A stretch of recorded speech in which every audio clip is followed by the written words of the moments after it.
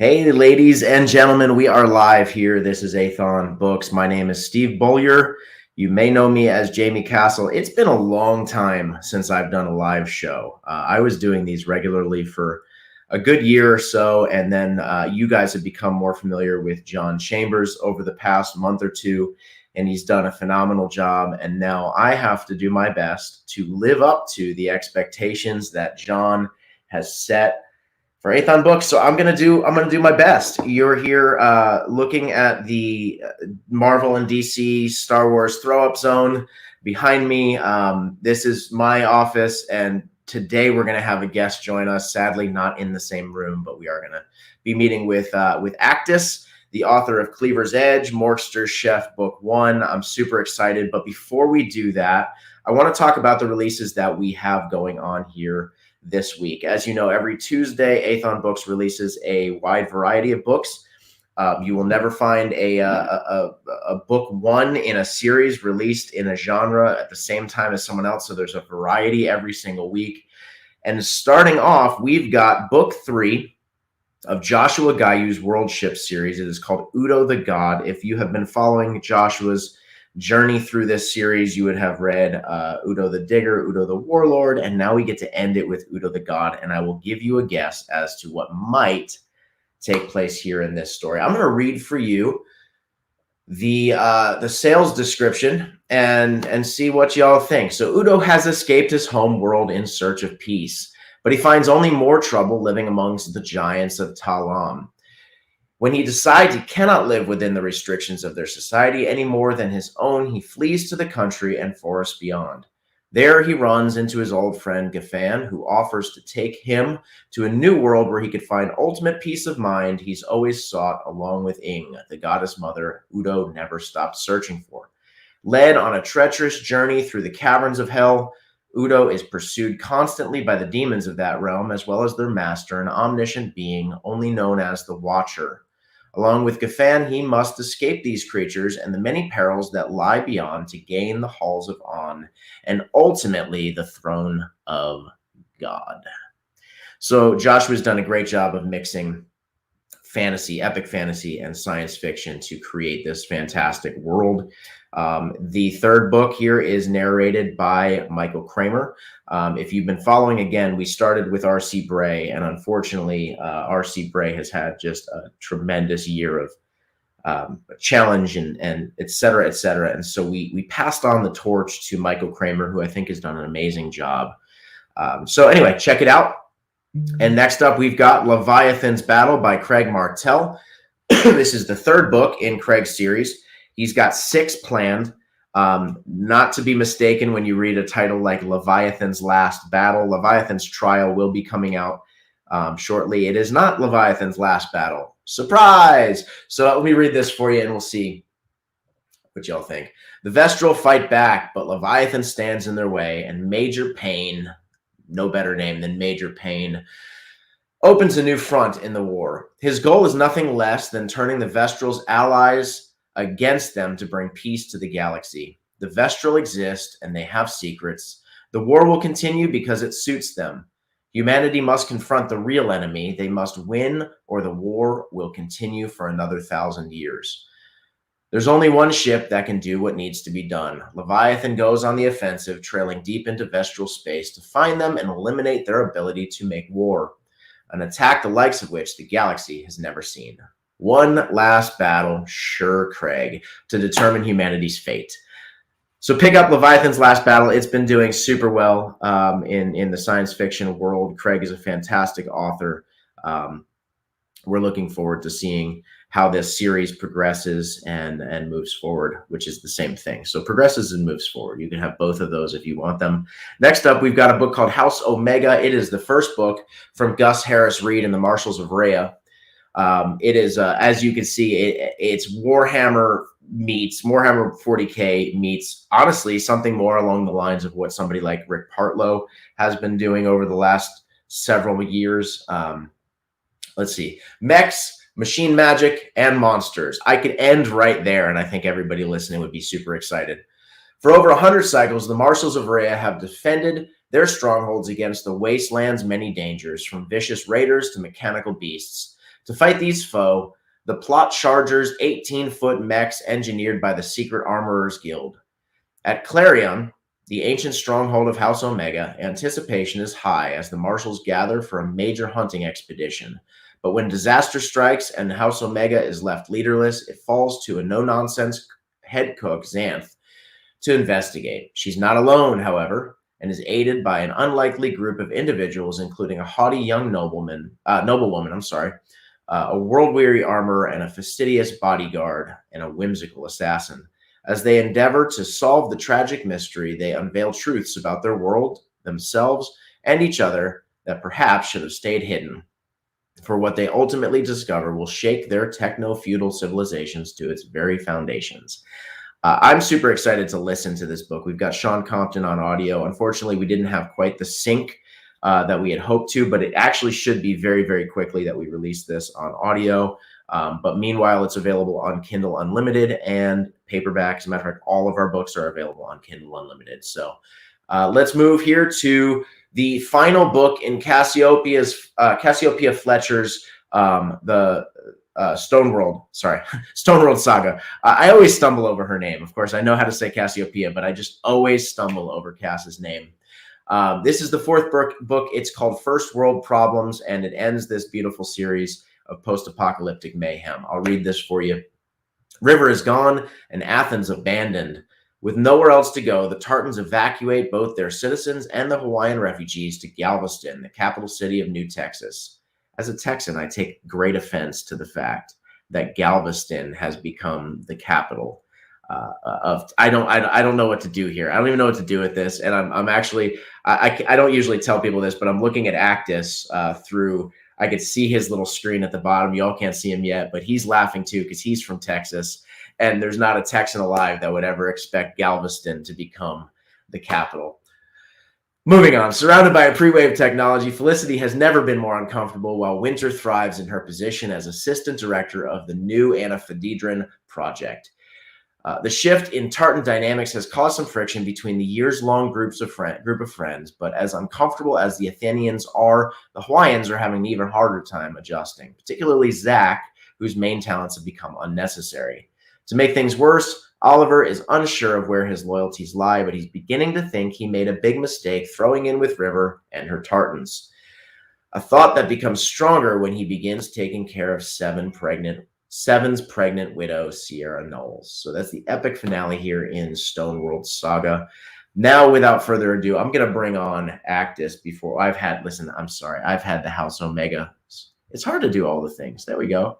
First World Problems. That's the book cover. If you're looking for it, I'm going to bring Actus on here as we discuss his book, Cleaver's Edge. Actus, welcome. Hey, Steve. How's it going? Good. Thanks for joining us. New Galveston. Did you ever think ever? No. Please, no. No. I mean, there's, you know what? Maybe it works. I don't know. I would never, ever expect it. But hey, in the new world, you never know. Maybe you just want to be close to dirty oceans. I'm not sure what. That's about it. Maybe I'll bring Cass on and we'll discuss why New Galveston. As much as I make fun, it's been a fantastic series. It's narrated by Bronson Pinchot, who you might know from the early 80s show Perfect Strangers, which is one of my favorite shows of all time. But we're going to talk about Cleaver's Edge, Orc Chef, Book 1 by Actus. I'm going to read for you his beautiful, wonderful, amazing description, and then we'll talk. Adventurers seek dungeons for riches. Heroes storm great fortresses. Gods clash far above. I've never heard a worse setup for such an amazing book about a chef, but it's so brilliant, right? Like adventurers seek dungeons. Heroes storm great fortresses. Gods clash far above. Oh, and here's our cook. Eric cooks lasagna and tops it with a dash of finely chopped basil. As I joke, let me tell you, this book is fantastic. I'm about 3 hours into the audio, and it's brilliant. I love every second of it. An orc who has seen more than his fair amount of fighting, Eric wants nothing more than to spend the rest of his days cooking and away from the chaos of battle. However, when Ming and her group of adventurers hire him as their full-time chef, his plans of avoiding violence crumble. He longs to leave his blood-soaked mistakes in his past, but old friends and foes have different ideas. Actus, I gotta know. Let's start it off right from the start. Do you cook? Are you a cook? Okay. Well, I'm not like professional, but I cook. Has anyone ever paid you to cook them a meal? Once. Yeah, one time. Congratulations, you are a professional cook. That is all it takes to be a professional in any field. So tell us, where did this idea come from? It was honestly a mixture of I've been writing, traditional fantasy for like 12 years. I started when I was 4. Really. Sorry. Well, let's see. I started telling stories when I was really young, much to my parents' amusement, because my idea of that was just lying. But I think I published my first book when I was around 12 on Amazon. It was crap, but nonetheless, it was a traditional fantasy book, as were all the other ones I wrote. And with Orc Chef, I kind of wanted to do something different.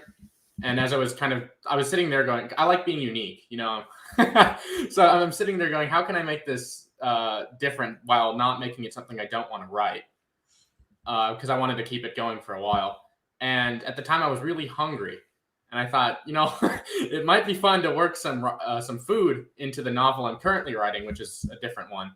And then at the time, I was like, wait, I could just steal this and make an entire book off of it. And I did. It works, man. I was like I said, I'm about 3 hours into listening. Peter Burkrot is the narrator. Again, you might know Peter Burkrot from the 80s. He was in Caddyshack. Of course, he's had a illustrious career since then, but people of a certain age, we remember Caddyshack, and Actus here was a twinkle in someone's eye when Caddyshack came out. What this shirt? I gotta ask. So this is your Orc Chef shirt. Yeah, it's my merch. All right, I love it, and I'm waiting for one. Of course, I've got my giant Athon Books threw up on me full graphic shirt going right now. But I love that logo, and we probably should find a way to use your quote old logo as we moved forward into this, because it is really, really super cool. So as I've been listening, what really sticks out to me is that in traditional fantasy, there's a progression in which the story takes place that doesn't necessarily exist in what we call slice of life literature. Right. Yeah. Cleavers Edge falls squarely into this slice of life literature. Could you talk about that just a little bit so maybe the listeners can understand? Yeah, that was honestly one of the biggest troubles I had writing Orc Chef is the difference between the normal fantasy book, because I read a lot of normal fantasy, and slice of life is the fact that, particularly in Orc Chef, there isn't like a dark lord at the end of the tunnel waiting, and you're not working towards it that whole time. It's entirely about the adventure. There are never going to be world-ending stakes in Orc Chef. That's not what the book is. It's really, a lot of people have described it as kind of watching a D&D party with some cooking added in. It's The whole point is I like the adventures where things are relatively lighthearted. Obviously, there are times when things aren't lighthearted, to give contrast. But the majority of the book is funny. It's not super gritty, and it's meant to be a fun read that you don't, you read it and you don't go, oh man, that reminded me. Shit's not good right now. But yet the big thing is the fact that there isn't a ton of the characters have progression, and I think that's really where all the progression in the book comes from. It's not people reaching this big goal of striking down the Dark Lord and look, now there's the next issue that we have to take care of. It's how Belmont, for example, is paranoid and very he doesn't trust anyone. I won't spoil why, but a lot of the book in his regard is him learning to see people as more than just enemies and to treat people like people, while at the same time he never completely loses that paranoia, because that's kind of what makes him him. But so the progression in Orc Chef is really the progression of how the characters interact with each other in the world, as opposed to the progression of the world itself, if I suppose that makes sense. Yeah, it does. As a matter of fact, what I was reminded of is sort of your, and I don't use this word negatively, but your typical bard story, and change the bard for the chef. in that at the beginning of the book here, and we'll not give anything away because we're talking chapters, first few chapters, Eric's just cooking out in the field, and this chick Ming comes along, and she's like, "Oh my God, that smells amazing!" And of course, there's a couple little wordplay things there that I really enjoyed. As a matter of fact, I will spoil this one. She's like, "It smelled like a beacon of hope," and I was just like, "Oh, that's brilliant stuff right there. That's great writing." But Ming comes along, and she just wants to taste what he's cooking. And Eric, of course, gives her some. And then she's like, "I got to hire you. I've just got to hire you." And it's kind of that idea that you hear the bard playing his beautiful song and you're like, "Oh, I want to hear this all the time." But instead it's, "I've tasted the best food I've ever had in my life and I never want this to go away." And so she brings Eric back to the camp, and this dude Belmont's like, "What's this orc dude?" Right? Like it is a great introduction to party storytelling. It is like Actus said, it feels like a D&D campaign where, especially at the beginning of a D&D campaign, if you've played, it's not high stakes yet. It's you all meet at a tavern. And of course, in this, you all meet at a campsite. And it's just, I'm really enjoying it. I can't say that enough. I think that it's well written, and it's a character we don't see often.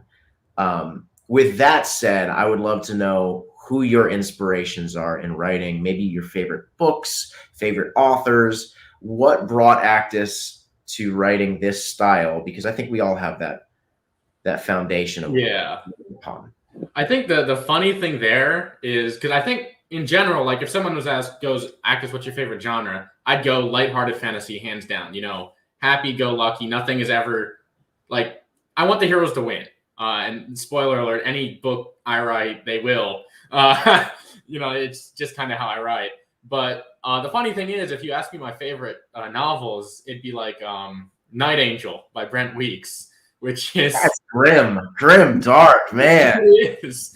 But let's see. Another one is King's Dark Tidings by Cal Cade. That one is... I'm good friends with Cal Cade. Yep. Oh, really? Yep. She lives about a 30-minute drive from me. Oh, that's amazing. Genuinely, I think King's Dark Tidings, especially the first two books in that series, fantastic.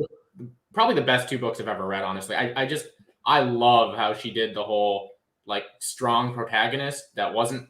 I think that's one of the biggest things I liked, is that the protagonist, especially in those first two books, wasn't ever really in danger. Everyone else thought he was, but he was just so much stronger. I love that. I thought there's this beauty. I mean, Brent Weeks, Cal Cade, their stories, they're similar. They're very similar, but also very, very unique. And so if you like one, I think you typically like the other. Right. She's a great writer. Fantastic writer. Yeah. So those are definitely, like, when someone goes, "What are your favorite stories?" Those are two of my favorites. Obviously, Sanderson is brilliant. I think he was actually the first author interaction I ever had when I was like, I don't know, 12, 13 or something like that. I remember I sent him an email on he had like "Oh, you're a fan, you want to reach out?" I sent him an email, and like 6 months later, he actually responded, and I thought that was really cool. Obviously, he's probably one of the greatest authors of the generation, so that's kind of a non sequitur to even mention him. It's like, no shit. Listen, if you ever want to email me, I promise I won't take 6 months, because you'll be the only one emailing me. So there's that. So what is, if you had to jump out of genre, if you had to get out of fantasy, maybe I could even just ask it this way. What's your most recent enjoyment in outside of fantasy? Outside of fantasy? Ooh. How outside are we talking? Like completely non-fantasy? Like I don't know. I mean, it depends. If you call, do you call sci-fi fantasy, that kind of thing? Okay. It's okay. I almost never leave. I am very heavy. Like everything I read is fantasy. I guess the farthest thing from fantasy I've read recently would be my electrical engineering textbook. But I'll say that counts. But yeah, I actually say Rebecca, the classic novel. Okay. That is probably the only non-fantasy novel I've read that I went, "Oh, wow, this is really good." Awesome. Cool. Well, if you had to tell readers, listeners, one reason that they should pick up Cleaver's Edge right now, like leave this interview and go buy the book, what is the one thing you'd say, this is the reason you need this book? On the spot. I didn't tell Actus we were doing this. I'm going to go ahead and say it's kind of not a cop out, but because it's fun. And what I mean by that is at least the way I've written it is what my hope is it'll kind of pick you up a bit. It's a story of mostly, nice things happening. There are definitely, especially towards the end of the book, there are some more important, not so good things that happen. But it's kind of, I'd like to think it's uplifting to read. It's not depressing. It's not super tense or nerve wracking. It's something when you're sitting there, you're like, okay, I just want to make some food, sit down, read a book, and relax for a few hours, forget about the world. That's what I want Orc Chef to be, and that's what I hope it achieves. I think for me, you have achieved that, especially if you listen to it and hear Peter Burkrott's narration of it, because he's tremendously talented narrator who brings all those characters to life in a unique way. I've enjoyed it. As a matter of fact, I own the company, so of course I have all versions of it, right? Like I have all the recipes separated, because my intention is to test you in every capacity and make sure that you have given us recipes worthy of creation. I'm really excited to try some of these. As a matter of fact, dude, I passed earlier this morning. I passed where Eric was making that tomato sandwich. That's a good one.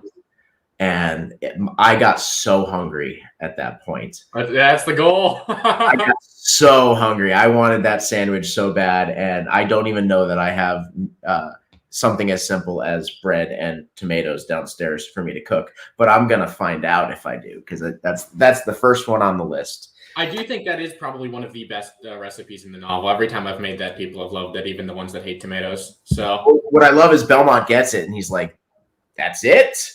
Like that's all. It's just a sandwich, and then of course it is that delicious. So I'm gonna try it. I might try it today if I have everything that I need. But my wife just put a grocery order in because we don't have everything we need.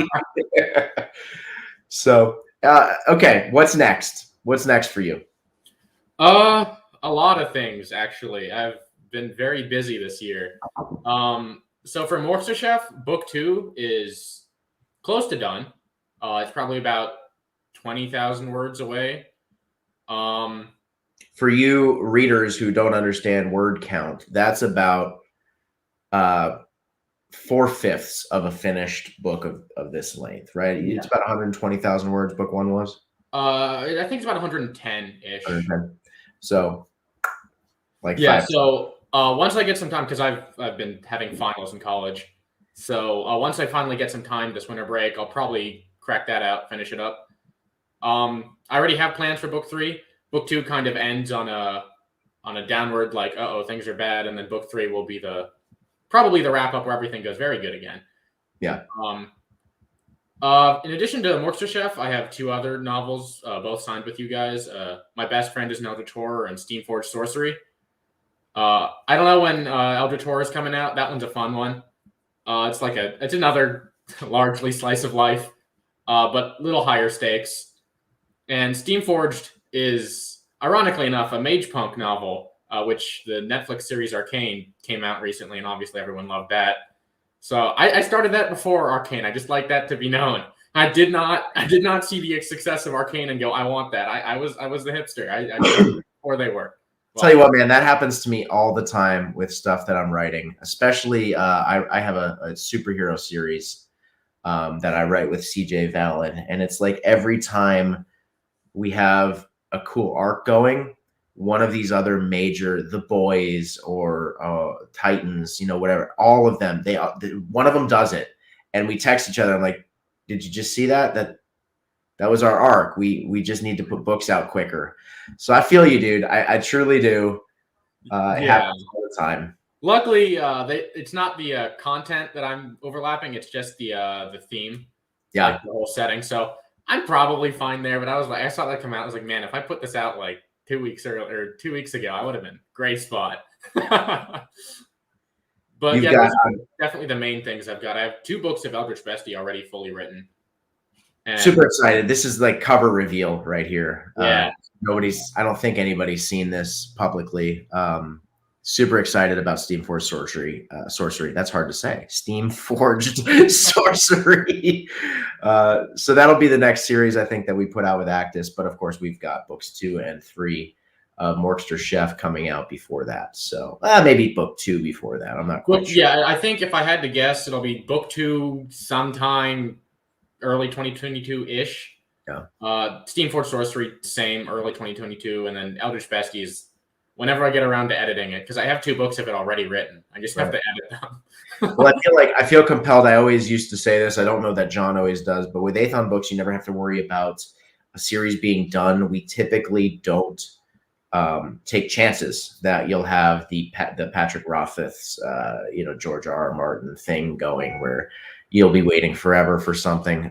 We always know that we're on point to finish series, and of course, unless Actus dies in a car crash, don't do that. By the way, these books will be done and released. So if we start Steamforged and you go, well, wait, what about Morkster? Don't worry, we got the plan. It'll be out, yeah. It'll be out.